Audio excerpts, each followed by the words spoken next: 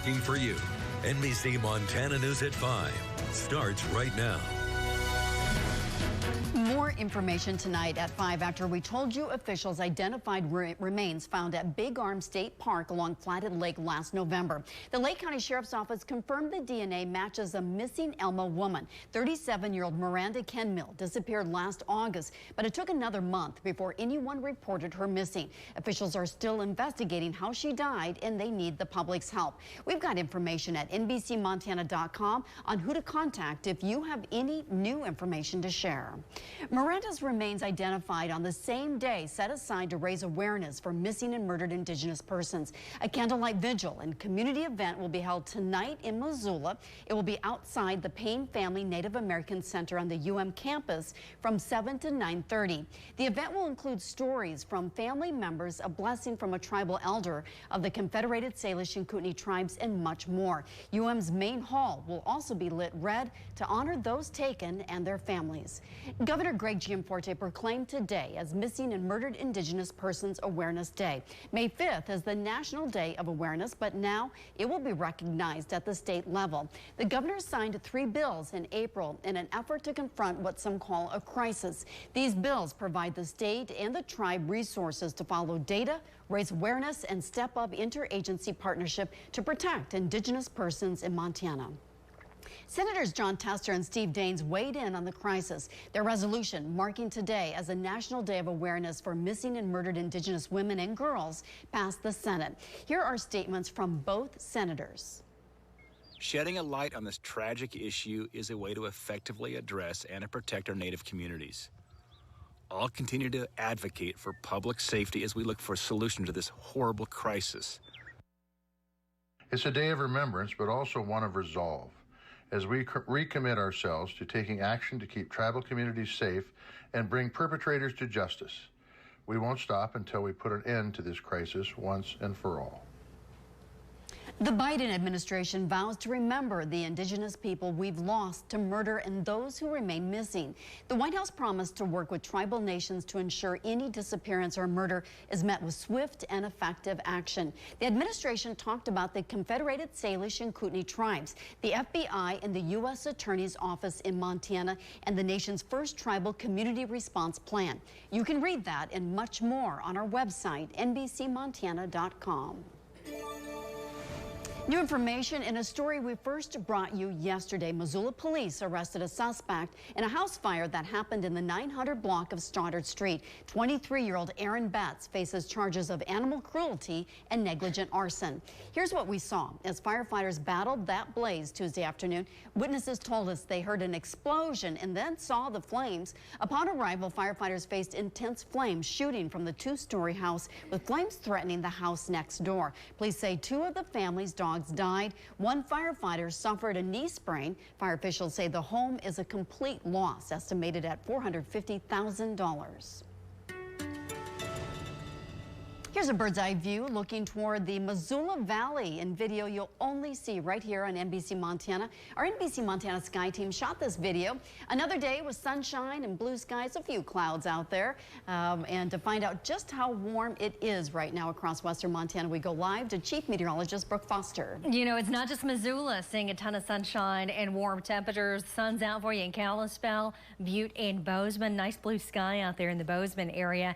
There are a couple of clouds. For the most part, that's all we're going to see as we move throughout the remainder of your day today and into your day tomorrow. High temperature so far today, 68 in Missoula. We hit 66 in Kalispell. We topped out at 59 in Butte. It was 62 today in the Bozeman area. Tomorrow, daytime highs 70s and 80s. By Friday, we're only going to top out in the 50s in Missoula. Still in the 70s, though, in the Bozeman area on Friday. But heading into the weekend, we're tracking our next weather maker. It's going to cool us off. Temperatures drop back into the 40s and 50s by Saturday. But we're also keeping our eye on those mountain passes. That's where we could see a little bit of snow. I'll tell you where we could have some travel impacts coming up. And to keep an eye on those temperatures and upcoming changes, make sure to download the NBC Montana Weather app. It's always free in your Android app stores. Our severe weather alert team will then keep you updated around the clock. Tonight, an exclusive look inside a controversial outdoor shelter for Missoula's homeless. It's south of town, just off Highway 93. NBC Montana's Madison Donor shows us what the public hasn't seen. Last time we were here, it looked like this. Now roughly 24 people are living here. Officials tell us all are experiencing a sense of community. They're transitioning out of homeless into being housed, or their next step forward. So that's what we would like to see. No residents here do we want them to be permanent. Officials say now that people are feeling safe and secure, they are getting things done. 8 have jobs and 1 just hit 38 days sober. Here, everything runs off a generator. That means case managers are able to come and meet with residents. Other organizations provide transportation for showers. Hicks says all of this, plus the people's success stories, whether they got housed, employed, or help where they needed it, is proof this concept works. People have said that, that we've closed our eyes to the problem, and I say, no, we haven't. We've opened our eyes, and we're trying to do something about it, being solution-based. Last week, neighbors expressed concerns about what they claim goes on outside of the camp along Highway 93. Abandoned shopping carts and people crossing the highway and side streets during high traffic time. But Hicks says it's not the people living here, it's those no longer at winter shelter in Missoula that closed last month. Releases more of those experiencing homelessness into our community, and they will go wherever there's water, or wherever they can find some kind of safe place to be. Hicks says to operate all of this costs a little less than $1,000 per resident per month. Right now, they have a lease for this property for $1 a year. They hope they can make this space permanent but transitional for those who come here, all with funds from the American Rescue Plan. Reporting in Missoula, I'm Madison Donor, NBC Montana. Happening next week, the Missoula community will get an update on the city's 10-year plan to end homelessness. Officials plan to talk about successes, and some of those include the temporary safe outdoor space we just reported to you, along with the Poverello Center's operation of the Johnson Street Community Emergency Winter Shelter from November to April. This virtual meeting is next Tuesday from 3 p.m. to 5 p.m. For information on how to join, just head over to our website, NBCMontana.com.